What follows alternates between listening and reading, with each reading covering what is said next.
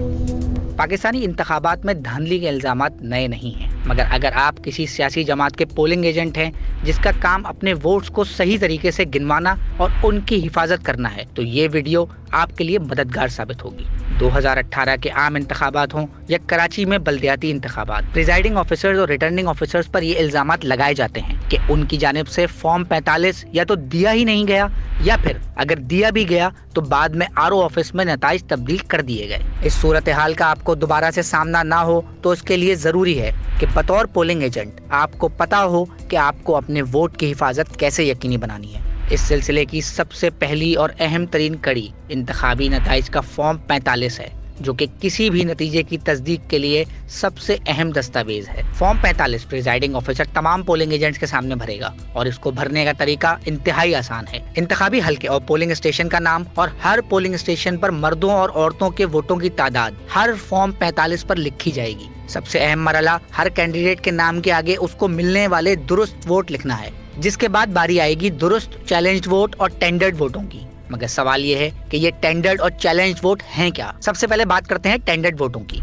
अगर आप polling station जाएं और आपको कहा जाए कि आपका वोट तो पहले ही कास्ट हो चुका है, तो आपने घबराना नहीं है, क्योंकि इसका हल मौजूद है और आप प्रिजाइडिंग ऑफिसर को अपनी शनाख्त की तस्दीक करवा कर अपना वोट कास्ट कर सकते हैं और ऐसे वोट को टेंडर्ड वोट कहा जाता है। इसी तरह एक चैलेंज वोट भी है, जिसमें कोई भी पोलिंग एजेंट वोट डालने वाले शख्स पर यह इल्जाम लगा सकता है कि वो अपनी जाली शनाख्त पेश कर रहा है और इसकी तस्दीक की जाए। ऐसे वोट को चैलेंज वोट कहा जाता है और प्रिजाइडिंग ऑफिसर इस वोट को चैलेंज वोट के डब्बे में डाल देता है और बाद में तस्दीक होने या ना होने की सूरत में इसका फैसला करता है। इसके बाद हर उम्मीदवार को मिलने वाले दुरुस्त वोटों को उसके नाम के आगे लिखा जाएगा और उसकी कुल तादाद का शुमार किया जाएगा। अब बारी आएगी उन वोटों की जो कि गिनती में शुमार नहीं किए गए। सबसे पहले बैलेट बॉक्स से निकलने वाले मनसूख शुदा वोट को गिना जाएगा, फिर मुस्तरद शुदा, टेंडर्ड और चैलेंज्ड वोट की बारी आएगी और फिर इन सबको जमा करके सेक्शन बी में लिखा जाएगा। तमाम मुस्तरद और गैर मुस्तरद शुदा वोट्स को जमा किया जाएगा और खवातीन और मर्दों के पोलिंग स्टेशंस के वोटों का अलग अलग शुमार किया जाएगा। सबसे अहम मरहला सियासी जमातों की गिनती के दौरान मौजूद पोलिंग एजेंट्स के नाम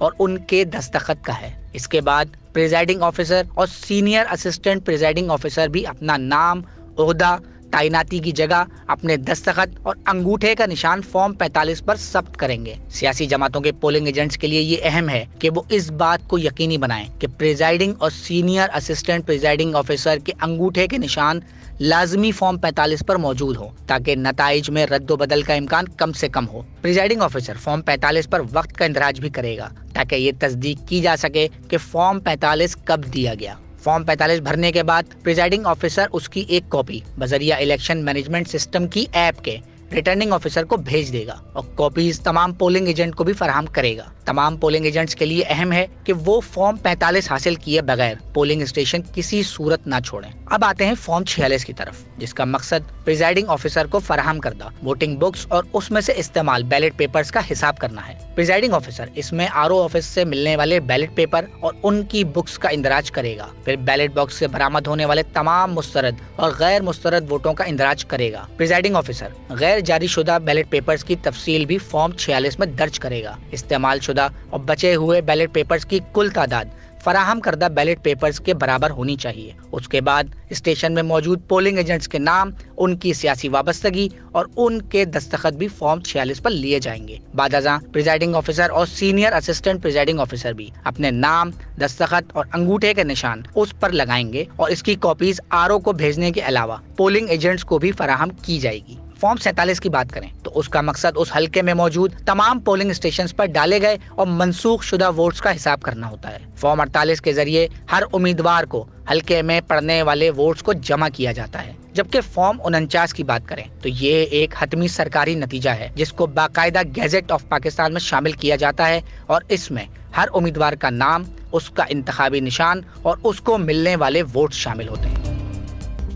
मज़ीद न्यूज़ अपडेट्स और डिजिटल स्टोरीज के लिए सब्सक्राइब करें डॉन न्यूज़ पाकिस्तान।